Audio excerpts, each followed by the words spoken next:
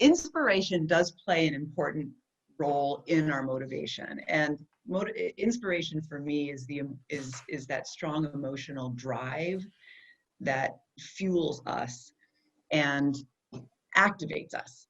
And it's great when that happens. It's a beautiful thing when that happens. It just doesn't happen that often. And so we do end up waiting to be inspired to make change. We can create inspiration, but it's going to be inspiration with a little I, not inspiration with a big I, because that just doesn't happen all that often.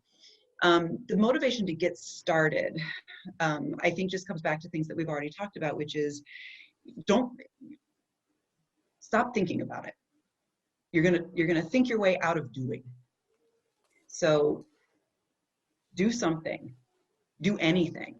Start really small.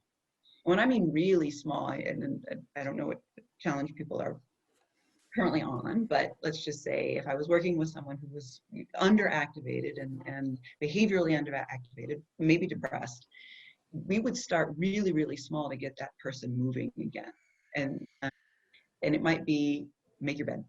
Something as simple as make your bed, get up. If you get up, make your bed. And you get the reward, and you just sort of, plug that into the equation. It might be take a shower. It might be the very, very simple things, that you can do. And when you see yourself doing, it sends an important message back to us about how we're doing. So doing little things, we take a lot of cues from our behavior, especially when we're not sure how we're doing, which is why self-care is so critical. It's such an important part of the work that I do. And it's not just because self-care makes us feel good. The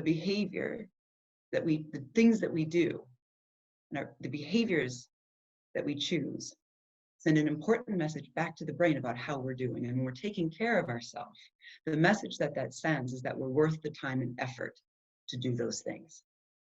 So there's some inspiration in that. I'm worth the time and effort that it takes to do these things. And when I do these things, I get that feedback almost immediately that confirms it to be true.